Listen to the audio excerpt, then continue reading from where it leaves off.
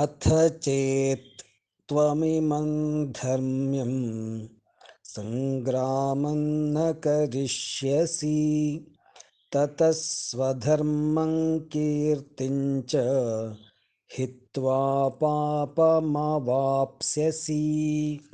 अथ चेत्त्वमिमं धर्म्यम् अथ चेत्त्वमिमं धर्म्यं सङ्ग्रामं न करिष्यसि सङ्ग्रामं न करिष्यसि ततः स्वधर्मं कीर्तिं च ततः स्वधर्मं कीर्तिं च हित्वा पापमवाप्स्यसि हित्वा पापमवाप्स्यसि।